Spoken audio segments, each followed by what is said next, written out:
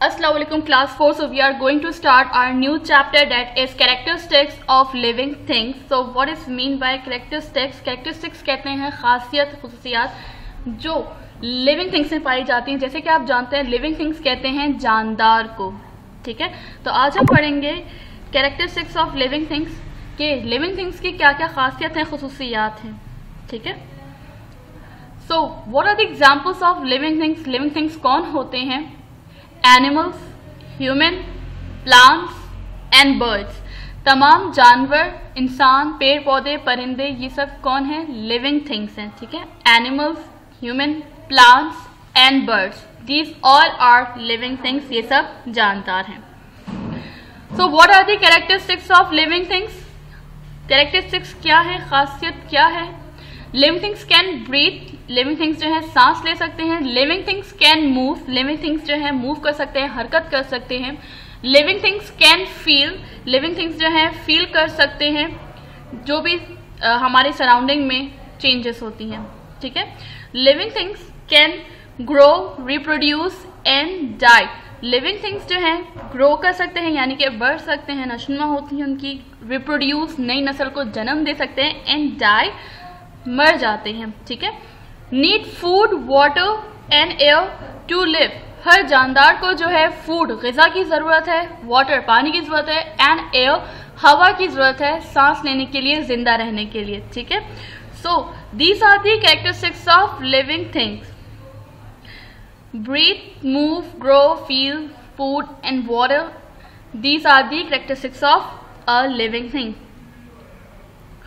Okay, living things and life processes. अब हर जानदार की जिंदगी के कुछ मरहले हैं, कुछ प्रोसेसेस हैं, उनको डिस्कस करेंगे। Life process: all animal and plants are called as living organism. तमाम जानवर और पेड़ पौधों को हम क्या कहते हैं? लिविंग ऑर्गेनिज्म कहते हैं। All living organisms have 7 life processes. तमाम जानदारों की लाइफ के 7 processes होते हैं। So what are these 7 life processes? In order for something to be live, it must be do all 7 processes. हर जानदार के 7 life processes होते हैं। All living things have 7 life processes in common. और वो कौन से life processes जो commonly पाए जाते हैं वो है movement, sensitivity, growth, excretion, nutrition, reproduction and respiration. Movement कहते हैं हरकत करने को, सेंसिटिविटी कहते हैं आपके जो सेंसेस है, जो भी आप लोग अपने सराउंडिंग में चेंज फील करते हैं वो आप अपने सेंसिटिविटी की मदद से करते हैं। एक्सक्रीशन कहते हैं रिमूवल ऑफ वेस्ट, एक्सक्रीशन कहते हैं रिमूवल ऑफ वेस्ट, जो भी आपका वेस्ट मटेरियल आप अपनी बॉडी से एक्सक्रीट आउट करते हो, जो स्वेटिंग है यानी कि पसीने जो आपको आते हैं, ठीक है, या अपना वेस्ट मटेरियल जो आप लोग डंप करते हो वो। ग्रोथ कहते हैं बढ़ने को, नशोनुमा को, ठीक है। न्यूट्रिशन कहते हैं ग़िज़ाइयत को, जो भी ये आपके खाने पीने से रिलेटेड है, जो भी आप खाते पीते हैं। रिप्रोडक्शन, रिप्रोडक्शन का मतलब होता है नई नस्ल को जन्म देना, ठीक है, नई नस्ल को पैदा करना। रेस्पिरेशन कहते हैं सांस लेने को, अमल को, जो आप सांस लेते हैं, जो सांस आप अंदर लेते हैं यानी इनहेल करते हैं वो कौन सी है? ऑक्सीजन है, और जो आप एक्सहेल करते हो वो कौन सी है? कार्बन डाइऑक्साइड है। Now we are going to discuss these 7 processes further in detail.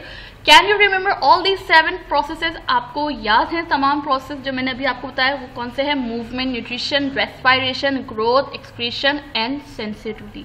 So these are the 7 life processes. Now we are going to discuss further in detail. Nutrition, first is nutrition. Nutrition जो है आपके food feeding से related है, जो भी आप खाते पीते हैं वो किस में आता है? न्यूट्रिशन में आता है, ग़िज़ाइयत में आता है, okay. For example plant also need nutrients to survive and grow. Plant को भी जिंदा रहने के लिए किसकी ज़रूरत है? ग़िज़ा की ज़रूरत है, जिंदा रहने के लिए, बढ़ने के लिए। Plant uses sunlight, carbon dioxide, water and minerals to make food by the process of photosynthesis in its part leaf. Plant जो है sunlight, carbon dioxide, water और minerals की मदद से अपना food बनाता है, और इस फूड प्रिपरेशन के प्रोसेस को हम क्या कहते हैं? फोटोसिंथेसिस कहते हैं।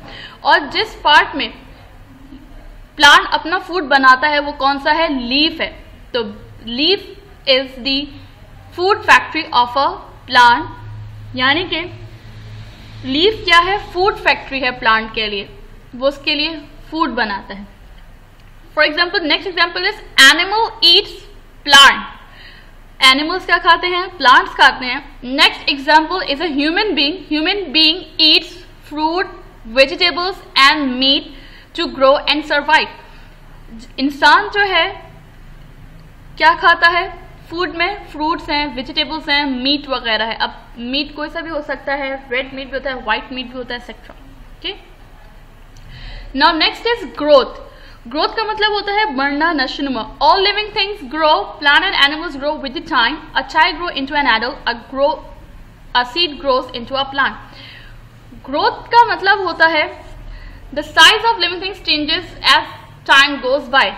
ग्रो का मतलब होता है जैसे आप बढ़ते जाएंगे आपकी ग्रोथ हो जाएगी, आपका साइज जो है चेंज होता जाएगा, ठीक है। अब for example a human being, अब फॉर एग्जाम्पल हमें ह्यूमन बीइंग की एग्जाम्पल दें। A human baby is grow into a girl and then adult. Adult कहते हैं नौजवान को, ठीक है। Next example is a kitten of a cat. Next example है हमारे पास एक किटन की जो ग्रो करके क्या बन जाता है, एक कैट बन जाता है। And the last example is a plant, plant grows from a seed and then turn into a tree. एक छोटा सा प्लांट जो है जो सीड से निकलता है वो चेंज हो, किस में चेंज हो जाता है, एक जाइंट ट्री में चेंज हो जाता है, just because of growth. Okay, तो ग्रोथ कहते हैं बढ़ने को, नशोनुमा को। Non living things like dolls, cricket bats, table etcetera do not grow.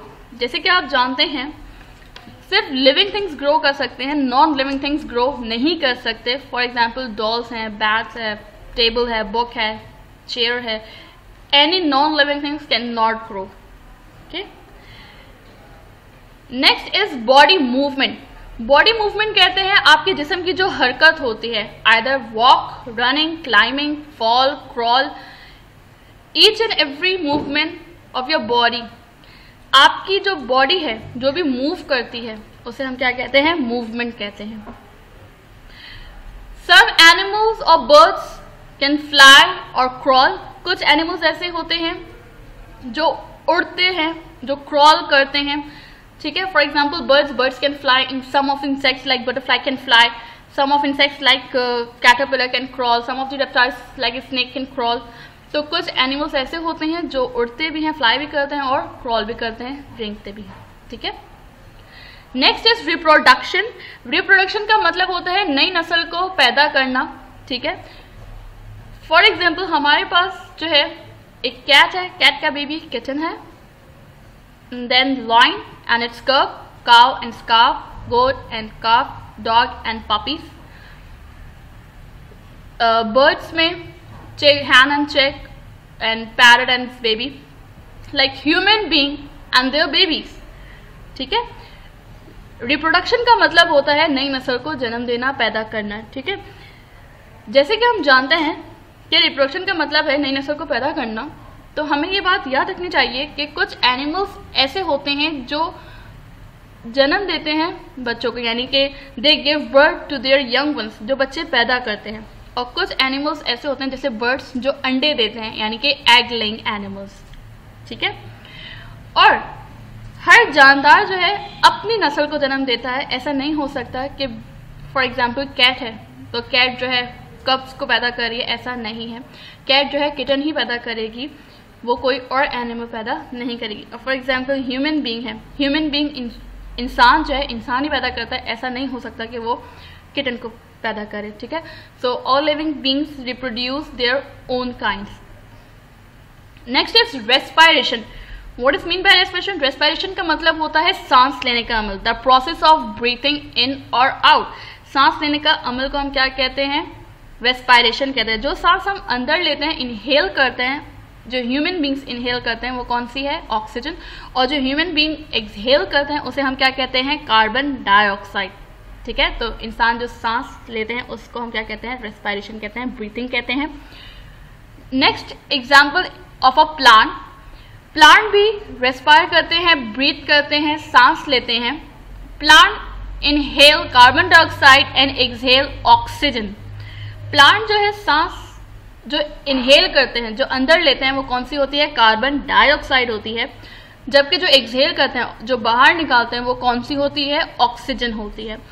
Through it's part leaf, किसकी मदद से निकालते हैं? लीफ की मदद से निकालते हैं। लीफ के सरफेस पे जो है, सतह पे स्मॉल टाइनी पोर्स होते हैं, जिसको हम क्या कहते हैं? स्टोमेटास कहते हैं, जो एक्सचेंज ऑफ गैसेस में हेल्प करती हैं। ठीक है। Next example is of fish. Fish can also breathe through its gills.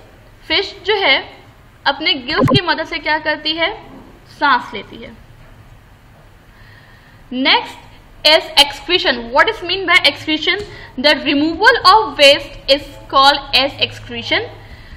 जो भी वेस्ट मटेरियल आपकी बॉडी से रिमूव होता है उसे हम क्या कहते हैं? एक्सक्रीशन कहते हैं। फॉर एग्जाम्पल स्वेटिंग, जो पसीने आते हैं उसे हम क्या कहते हैं? ये भी एक तरीके का वेस्ट है। ये जो स्वेटिंग है, स्वेट है, जो पसीना है, या के किसी काम का नहीं है, ये एक वेस्ट मटेरियल जो आपकी बॉडी से रिमूव हो रहा है। Next example is a baby is excrete out its waste. एक बेबी है, वो अपना वेस्ट मटेरियल एक्सक्रीट आउट कर रहा है, तो ये भी क्या है? वेस्ट है। ओके।